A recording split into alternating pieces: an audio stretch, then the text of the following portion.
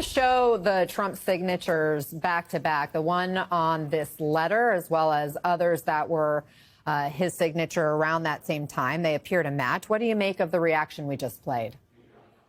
I mean, look, the reality is that they are bold-faced lying, and they know that they are lying for Donald Trump. We also know that Donald Trump has called this whole thing a hoax, and we have literal survivors here pleading and begging to the president to not give Ghislaine Maxwell special treatment and to please come clean about this cover-up and to release the files.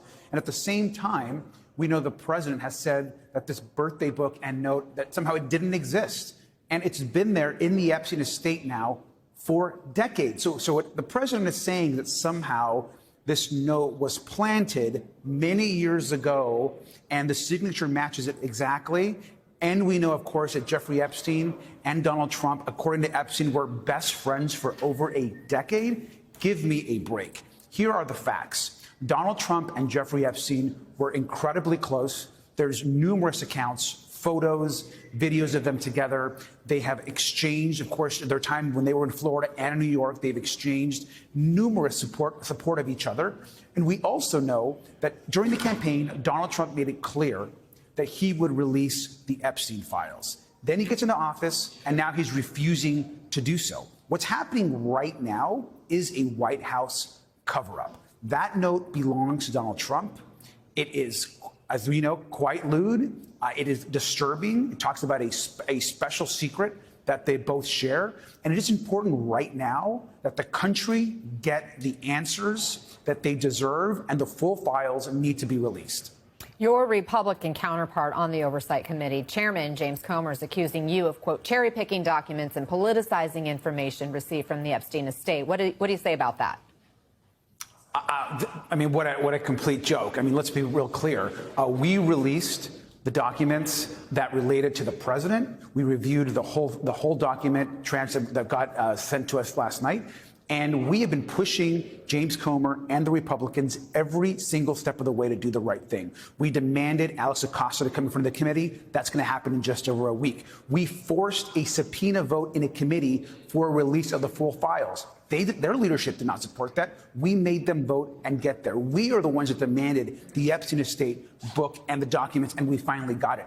The truth is that James Comer and the Oversight Republicans have no idea how to deal with an aggressive, next-generation, forceful oversight committee that is going to work every single day to get the truth. And they are up against a force on that committee that is right now focused on censoring the victims, getting justice, and bringing the fire every single day. Donald Trump needs to understand that we will not rest until we get justice and the truth comes out. In that same statement, Comer says Democrats are ignoring new information the committee received and says that the committee will pursue additional Epstein bank records based on this new information. What's he talking about? What new information is leading them to pursue bank records now? First of all, we support the bank records, and we've actually been making the request of Comer and the Republicans to actually secure bank records that Jeffrey Epstein, Donald Trump, and many others, we believe, there's a lot of connection there. And so we've actually asked for those same records. So, yes, bring it on. Bring the records. What is also really true and really clear is that they're actually not interested in actually the truth. Why do they keep diverting our pressure to get the information from DOJ? Pam Bondi right now has the whole Epstein file apparently on her desk. She has told Donald Trump that he's actually in the files mentioned numerous times. That's been reported. Why are they scared to release the full files? Why are they scared to give the American public the truth? And I think that at the end of the day, what you're seeing right now by Republicans denying the existence of the letter or saying it's not Donald Trump's, they are also not complicit in this cover-up. But the American people are pretty damn smart. They see through it. They see that he's lying, and they deserve the truth. Your committee is also expected to hear from several former government officials in the coming weeks, including the former Trump Labor Secretary Alex Acosta, who oversaw a secret non-prosecution deal with Epstein in 2008 while serving as a U.S. attorney in Florida. What key questions do you want him to answer? Look, I think that deposition with Alex Acosta is going to be very important. He, of course, put together that sweetheart deal that Jeffrey Epstein originally got. that has been crushing, of course, to the victims and the survivors as well. Jeffrey Epstein went on to continue his terror on victims and survivors. And so for us, Alex Acosta is critical. We need to understand is why he put together the deal that he did. In the hands of the federal government. It has been nearly a week since Democratic Senator Ron Wyden formally demanded last week that Trump's Treasury Department release its thousands and thousands of files on Epstein's financial records. On top of that, NBC News reports as of this weekend that Trump's Justice Department is now specifically opposing the news organization's request to unseal the names of two people who Jeffrey Epstein paid in 2018. He paid one of them $100,000 and another $250,000. Federal prosecutors described these people as potential co-conspirators of Epstein who were paid off by him. Federal prosecutors described those payments as potential witness tampering. NBC News reports that Trump's Justice Department has formally asked a federal judge to keep those names secret, as NBC seeks to have them unredacted. And now today we get this, which President Trump said did not exist. Donald Trump, in fact, sued the Wall Street Journal when they reported this summer that Trump had signed a birthday book for Jeffrey Epstein with some sort of a crude doodle of a naked woman and an enigmatic note from Trump to Epstein that seemed to suggest some kind of shared secret between them. Trump denied he had done any such thing and brought a big splashy lawsuit against the Wall Street Journal for publishing the claim that he had done such a thing, that such a letter with a doodle on it like that did exist. Well, now today, in response to a congressional subpoena, what do you know? There it is. The text apparently written by Donald Trump to child sex abuser Jeffrey Epstein. This is what it says. Voiceover. There must be more to life than having everything. Donald. Yes, there is, but I won't tell you what it is. Jeffrey. Nor will I, since I also know what it is. Donald. We have certain things in common, Jeffrey. Jeffrey. Yes, we do, come to think of it. Donald. Enigmas never age. Have you noticed that? Jeffrey. As a matter of fact, it was clear to me the last time I saw you. Donald. A pal is a wonderful thing.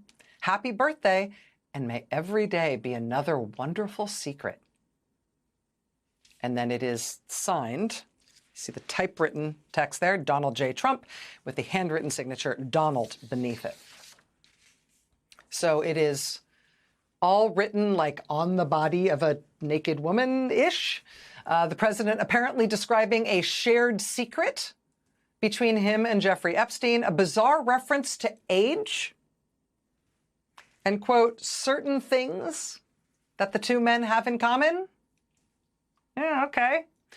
The White House today decided to claim that this is not really from Donald Trump, that this is clearly, in their words, not his signature on this document. Pretty immediately, other examples were obtained of President Trump signing his first name in various contexts right around that time. And the signature from those other uncontested signatures of his, I don't know, looks pretty exactly the same. I mean, just a layman's understanding of these things. But here, look. This is the birthday book for Epstein that has Trump purportedly signing it, Donald, in 2003. Here, the New York Times publishes an example of a book Trump signed to Jeffrey Epstein in 1997, Donald.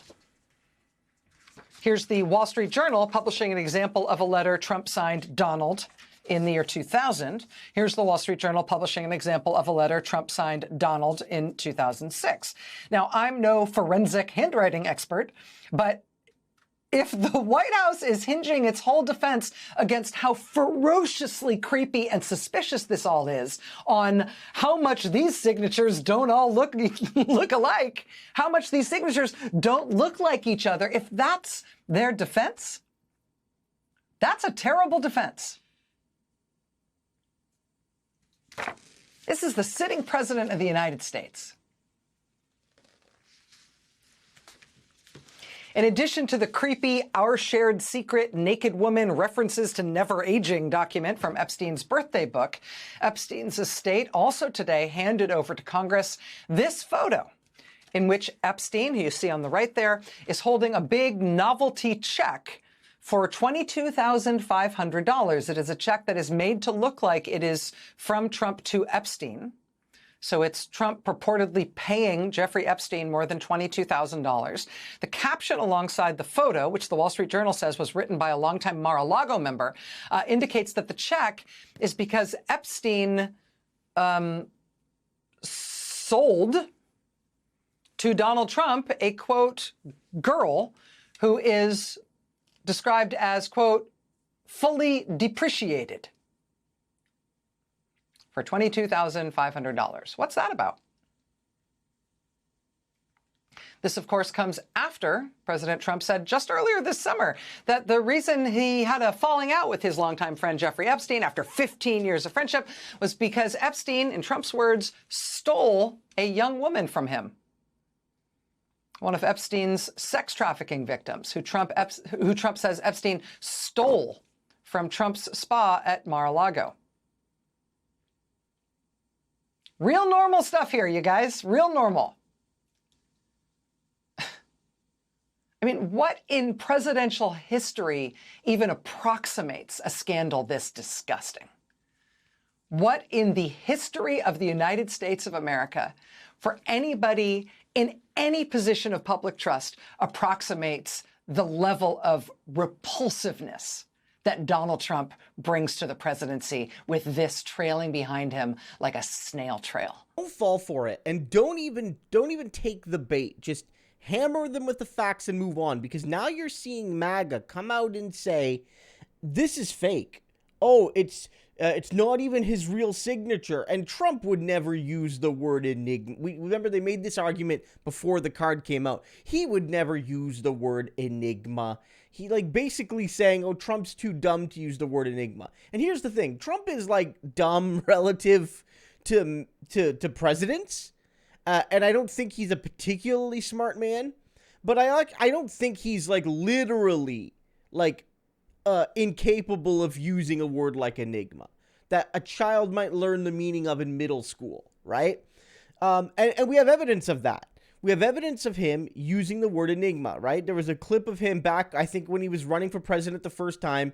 He called one of his primary rivals an enigma. He said, oh, this guy's, I like him, but he's an enigma. I don't fully understand him yet, right? So he clearly knows the word and knows how to use it. But also, guys, that's his signature. He's got a very distinct signature. That's his signature. But also, when you read that card, you can hear Trump's voice, right? Do you know how, when Trump, tweets and, you read it, you can, hear his voice? Because it's such a distinct way of writing.